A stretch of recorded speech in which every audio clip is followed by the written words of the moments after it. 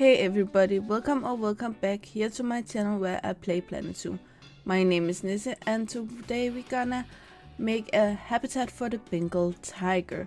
Now it wasn't actually my plan to have an animal at all in this corner, but after building the tropical house here, it just made sense to have some kind of attraction out here.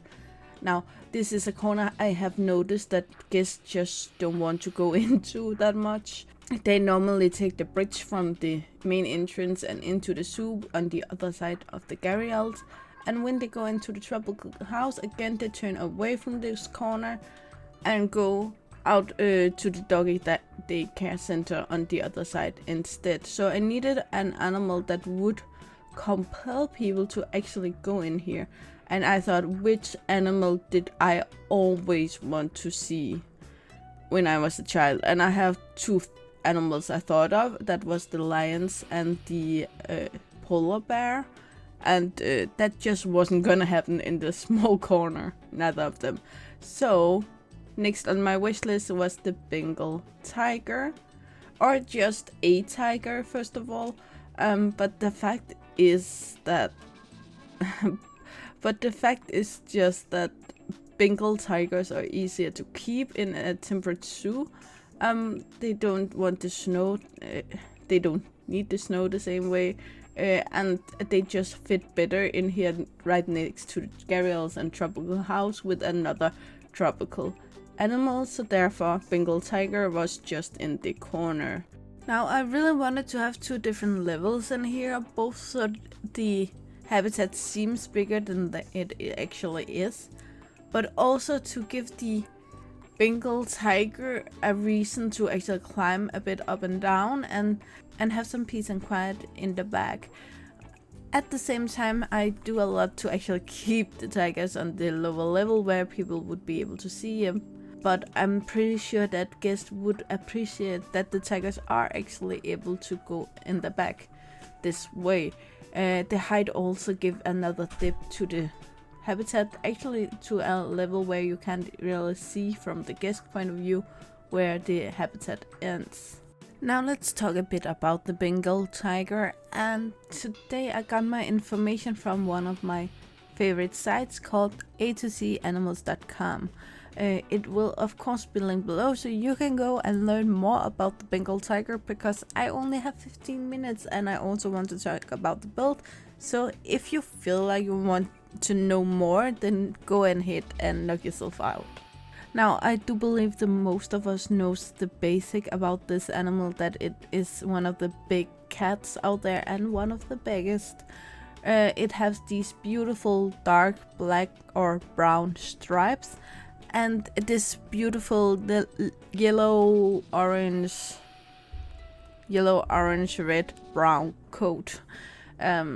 It is a beautiful creature that I think most of us had a teddy of as a child, and it's just a beautiful creature, and I think on what most of our favorite list. I don't believe it's all of our favorites, but it is on all of our list out there. It is a carnivore, and they mainly eat deer, cattle, and wild boar. They do live mainly solidarity lives, but of course the babies live with their mama. What you might not know is that they can run up to 60 miles per hour, and they live from 18 to 25 years. They weigh around 140 to 300 kilos. That would be around 309 pounds to 660 pounds. Their length would be between 2.4 meters and 3.3 meters, and that would be 6.8 feet to 11 feet. On average, the Bengal tiger is actually the largest tiger out there, but because the largest tiger ever recorded was a Siberian tiger, it is only considered the second largest tiger out there, even though they are average all larger than the Siberian. This site actually have quite a few fascinating facts about the Bengal tiger, and one of them are because they live in a jungle with a lot of small villagers around, then the human living in these villagers have kind of found a way to move around the jungle without these big cats attacking them, because the Bengal tiger is smart. Even though it's a carnivore, it's big, it's dangerous, it have killer claws and teeth and easily could take a single human on. They just don't like to take on a bigger fight than they have to. Therefore, they always want to attack from behind. The villagers have figured this out quite a long time ago, and therefore when they move around these jungles, they have masks on the back of their head, so it looks like they have a face front and a face back. So if the tiger think you have a face on the back and it's staring at it, then the tiger would find another target instead of you, because it don't want that fight where you are it don't want you to be prepared for the fight, it just want you to be surprised by the fight. So if you can have eyes all the way around the head, the tiger won't attack you. Because of the waterfall, I have to make this corner a bit higher than the rest of the background, which I don't see as a problem. Of course, you will be able to see most of this from the parking lot, so I have to make sure it makes sense from all around. So that's just why I choose to have this angle while I'll place all of these rocks, and then afterwards I will place some extra from the insides to... You can see here some of the stones don't touch the ground, so I fill it in here on the other side here. It is important for me to have this big piece up here. I will also, when I go in with the foliage, make sure that it's still pretty and looks good, so from the outside you are intrigued what is it in this habitat, because if you haven't visited before, then you wouldn't know it's a Bengal tiger who lives in here, and that would be quite intriguing to have to feel like you have to go right in there and see what it is. Of course, here I need to hit the glass wall, and we will work on later to make sure that the tigers can actually reach the water. And now it's about time we get our Bengal tigers in here. These beautiful, beautiful creatures. Now, first of all, we have a few things we need to make sure of. First of all, that they can actually reach most of the habitat, but also that the terrain actually fit the habitat. So I put in this stone wall. I could have done this before because the ground wouldn't be able to keep itself up there. So we kind of need a wall of stone to be able to make it stay up there. Then we make this cave up here so the tigers can go in and lay down. Not all of the time because we have so much foliage in here, but there is about an hour and a half in the morning where the sun is just in the entire front of the habitat, and the tigers would like to be able to sleep in the shadows. As always, I place this ground path down here. The places I assume the tigers would go the most, which would be from their sleeping area to their food area to their water area. Another fascinating but also a bit gruesome fact is that between the late 1800s and early 1900s, a female Bengal tiger called Champawat tiger killed at least 436 people around Nepal and Kumaon. Of course, scientists wanted to figure out why this particular female tiger wanted to kill that many humans, and they actually figured out it was because her teeth was damaged and therefore wasn't able to catch normal prey, so she went for the humans that were more vulnerable and didn't put up that much of a fight. Sad but true. Another weird fact is that a Bengal tiger that sadly died in 2019 lived in a normal apartment in New York. His name was Ming, and the human he lived with actually turned in one of the rooms in the apartment into an enormous sand pit, so he kind of have a giant litter box and could play around in the sand. It is good when you have a unusual pet that you do what you can to make it happy, but I think we all can recognize that a Bengal tiger doesn't belong in a New York apartment. I actually make 3 different ways to get up to the higher level of this habitat of quite a few reasons. First of all, I wanted one that made the tiger actually climb up there, but I also wanted some that was a bit easier so the kittens also could go up there without trouble. I also wanted more than just one, so I didn't, if the tigers at one point fight, then no one are locked into a corner. They can run up in one end and down in the other end, so they can kind of always run away from trouble, which is important when you have animals that easily can kill each other if they don't respect each other's boundaries.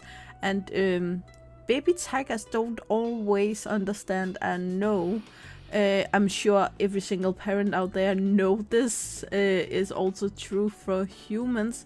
The big difference is though that if a parent get mad, they can yell and they can also hurt that child, and they shouldn't do that, of course, but they wouldn't never be able to kill their child in this way just by lashing out that a tiger can sadly be able to do. So in this way we make escape roads all around. So we have the 2 planks they can climb up at. One is steeper than the other, and then we have this tree log they also can climb up. And of course we also needed a plank to go up to the water so the babies also could reach that. I will work more on that later, because at some point, and I don't know why or when, but the tigers wasn't able to reach the water or out of the water at some point, so I had to go back and work on that, so you will see that later. Now we all know about albinos, which mainly is a white version of the original animal. But when we talk of a white tiger, there is actually also another difference. They still have these brown to black stripes, but instead of the orange or yellowish color, they have this white color that they normally have on the belly, and the inner side of the legs is more on the entire coat. But that isn't the biggest difference. Actually, they also tend to be a much larger tiger compared with their more yellow and orange colored friends. Now when it comes to enrichment, I actually place most of it in the lower level. I place a single tree up here and then the 2 scent markers, but the rest of it I placed down.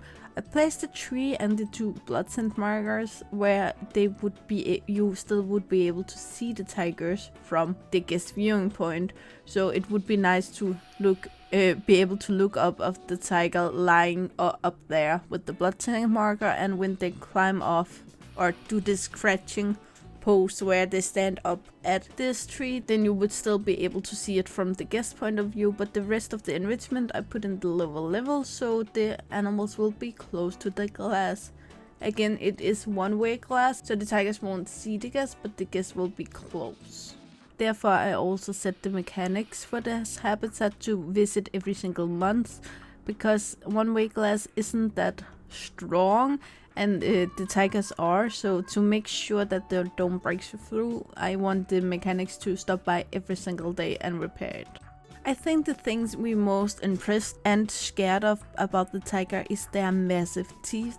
That's from the gum line to this edge of the teeth normally is between 3 and 3.9 inches. That's between 7.5 and 10 centimeters long, which actually make these specific canines the largest of all cat species.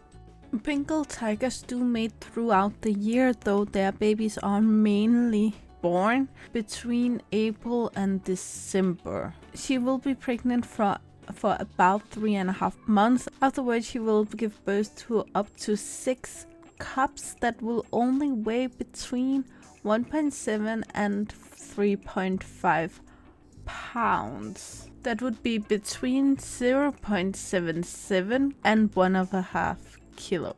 When they're born, their eyes and ears are still shut down, and they will have kind of a wool-like fur that they will change at the age of around 3.5 to 5 months. They are born with milk teeth that will be replaced with real teeth at the age of 2.5 months. And even though they will start eating solid food at the age of 2 months, they will still drink from their mothers until they are half a year. The young Bengal tiger stays with their mom till the age of 2 to 3 years old, and in this period she won't get in heat at any time. But as soon as the babies leave the nest, the mom will get in heat again and ready for next litter. In the wild, the Bengal tiger live for around 15 years, but they live much longer in captivity, up to 20 to 25 years, mainly because they don't have to do anything in the wild. If they get weak, if they meet if they meet a stronger tiger, if they get sick, if they get hurt, if anything, then it can cost them their life. Where in captivity we make sure they don't fight, we make sure they don't need to hunt, we make sure that if they get hurt we treat it right away. So therefore they can live a much safer and more protected life in captivity and live much longer. In 2011 there was only around 2,500 left in the wild, which sadly just wasn't enough. But the year before, in 2010, the World Wildlife Fund for Nature launched a Save the Tiger Now campaign, which works towards double the number of tigers in the wild in 2022. Now, they haven't sadly reached that goal, but in 2018, the number had increased by at least a few hundred. I used the number from the site I'm using today, so the newest number they have is from 2018. But I'm pretty sure if you want to Google it, you can find a more recent number. But Save the Tigers are about all tigers, not only the Bengal tiger, but the Bengal tiger number have increased at least by a few hundred from 2011 to 2018. Now, I actually think it's fair that it is up to us to save the Bengal tiger, mainly because it was us who killed them in the first place, on most of them, since the main issues the Bengal tiger have is poaching, which is, even though it is illegal, legal government have made it illegal to hunt the Bengal tiger, but it still happens, and that's mainly because by hunting a single Bengal tiger and selling the fur and parts of it on the black market, you can with a single kill get a whole year's salary for that single tiger. So you can make a lot of bucks on that. But another issue is also that the areas the Bengal tiger uses are still being smaller because the local government actually wants people to live in those areas. So even though the local government don't want anyone to hunt the Bengal tiger, they still don't want to let them have their own home because the humans need them. Now, I'm sure the government does the best it can for its country and the people of it, but it just hurts the animals, and it's always a question who's the most important, the animal or the human, and it is hard to make a choice. It can be real difficult to find some middle way.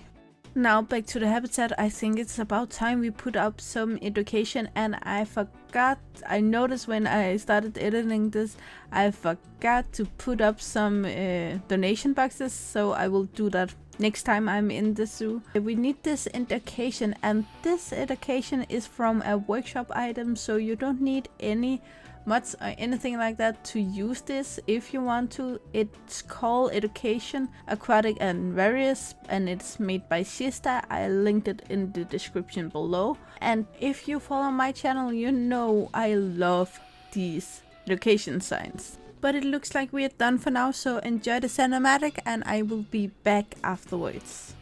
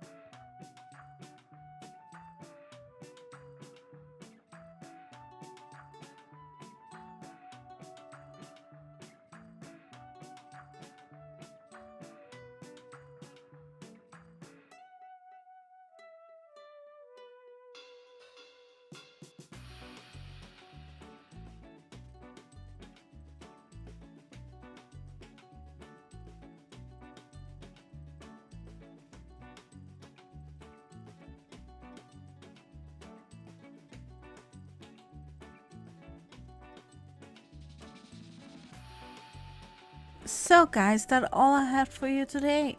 All my information from A to Z animalia.com is linked below, so if you want to learn more about the Bengal tiger or any other animal for that matter, the link is there, and it's a perfect search engine for anything animal related. So I really hope you enjoyed my build today. I personally think it's pretty cute, but maybe you think something completely different. But you know the drill. Like, subscribe, and turn on the bell notification so you know the next time I upload a video. I really hope to see you again, either in the comments below or in the next video. Bye guys!